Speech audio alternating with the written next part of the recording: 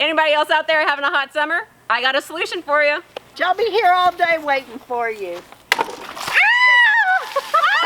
All right, so let me show you how I made the soaker seat. Yeah, y'all need to make this. Big thank you to this video sponsor, which is KiwiCo. Stay tuned for after the build to hear more about their very awesome service. Actually, before jumping right into the build, let me cover some of the features so that you have an understanding of the parts as I'm making them. The idea is based off of a traditional dunk tank where somebody hits the target and then somebody else gets wet. However, instead of falling into a tank of water, when the target is hit, the water is just dumped right on their heads. Mine has a sturdy wooden frame that can support a built-in seat and a larger container of water. 2 flapper valves that release a lot of water when the target is hit, then even an automatic refill option so you can leave the hose on and the container will automatically start refilling for the next turn.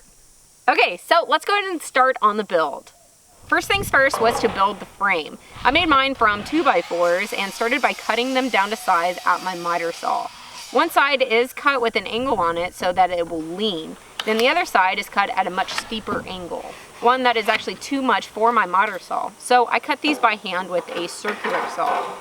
Placing it on my Armor Tool mobile workbench, I clamped the board down, then used my circular saw to make the cuts. Of course, locking the casters on the workbench so it doesn't move as I apply pressure. After getting them cut, I moved things to my shop floor to join them together. This will not only be outside, but also around water, so I used Titebond 3 for everything on this project since it is a waterproof wood glue. I applied a decent amount, smeared it around with a brush so that it would have the highest bonding ability, and then pre-drilled and drove in some screws. Using 2 different lengths here to make sure that they didn't punch through the other side. Be sure when you're cutting and joining these parts that they mirror each other and aren't identical. I quickly repeated to make another set, then moved back to the miter saw to cut a few braces to length. These also have an angled cut on both sides so that they will be attached directly to the frame and flush to the front and back. This horizontal brace will later be the bottom of the seat. Then I also cut and screwed on another piece that will become the back. Of course, doing to the second anything I did to the first. Alright, I set the frame aside and started working on creating the shelf that will hold the tank, which is actually just a big tote. I used a clamp on my miter saw wing to create a stop block since I need multiple cuts of the same length.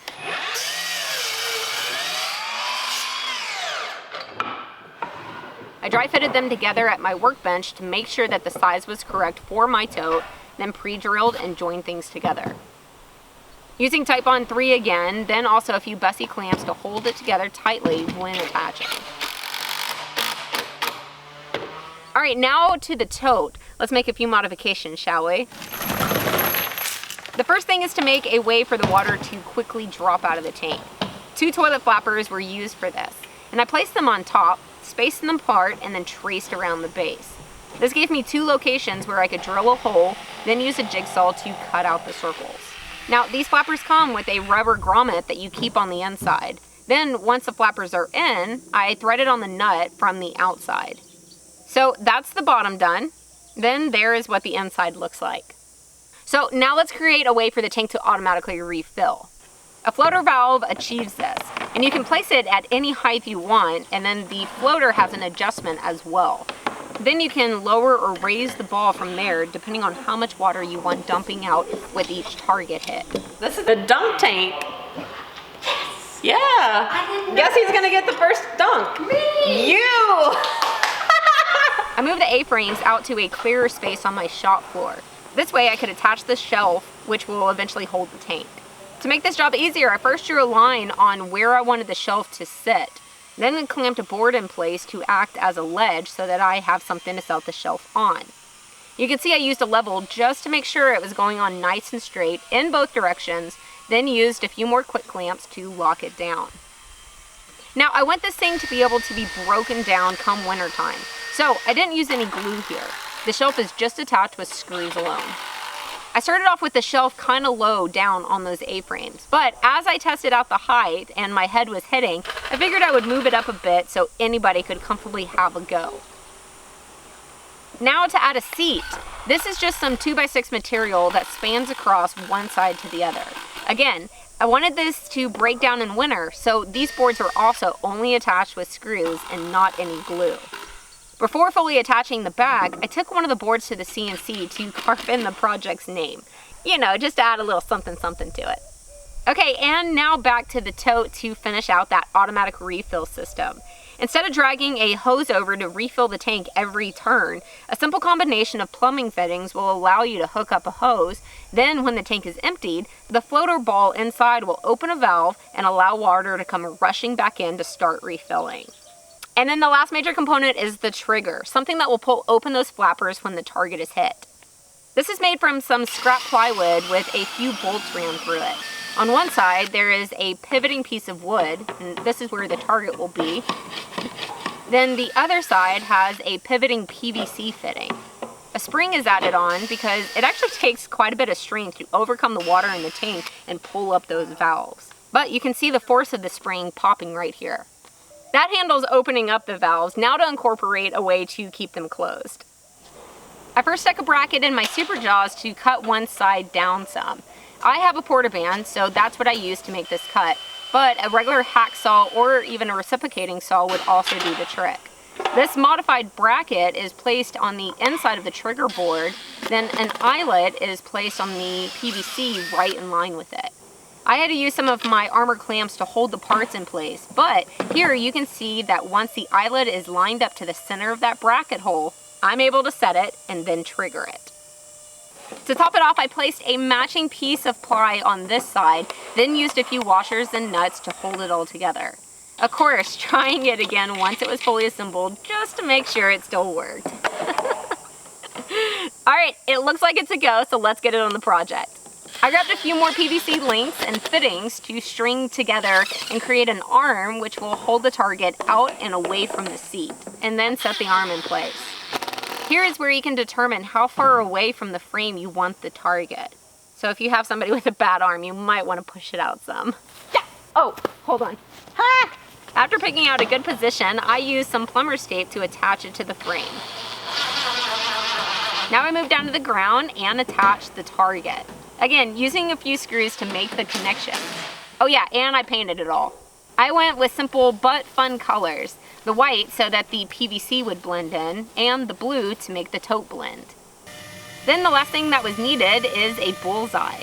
Since I have a CNC, I quickly knocked out a traditional one, painted it, and then attached it to the trigger. I moved the soaker seat outside to fill it with water and adjust the chain that runs from the trigger over to the two flapper valves inside the tank. Yeah. After running this, I did have to make a few adjustments because there's a difference when the tank is empty and then whenever you add water. But I tell you what, hitting this thing, watching it work, watching it dump water for the first time, it was pretty exciting. Is that not cool or what? Look, my mom totally called dibs on being the first one to be dunked. So the next day I moved it to a grassier area and called her over. Oh, and I also switched out the bullseye to a water droplet, just because I thought it was cuter. And cuteness counts. I mean, just watch my mama. I have watched that clip so many times and can't help but smile. I actually thought that this was going to be a kids-only project, but my mom is adamant that it's also for adults. So I guess it's just fun for the entire family. If you would like to build your own, I do have a set of plans as well as a list of all the parts needed to build it. So I hope that you enjoyed this one. I'll see you on my next project. Do it again. If you think your kids would enjoy this project, then I definitely think they would also enjoy the product of this video sponsor, which is KiwiCo. KiwiCo makes super fun, hands-on projects that makes learning about STEAM fun. And by the way, that stands for science, technology, engineering, art, and math. They have a convenient monthly project boxes for kids of all ages that are designed to spark creativity, tinkering, and learning. Each crate includes everything the kids need to make a project, including an educational magazine and detailed instructions, which are written specifically for kids. My neighbor Joey's 13 and she's interested in all things making. This month in her KiwiCo subscription, she got a Tinker crate that taught her to engineer a hand-craned automaton that makes a marble climb stairs. She was able to assemble a frame, a crank, and stairs, all without any glue or nails. Then watched how her engineering made marbles climb stairs and repeat. She had a blast while building and learning. Learning about science and engineering should be creative and fun, and KiwiCo totally makes that happen. If you would like to check out KiwiCo for the kids in your life, then take advantage of this great offer. You can get your first month of any subscription, which is a $19.95 value, for free. So go to kiwico.com/April to check it out. Big thank you to KiwiCo for supporting what I do.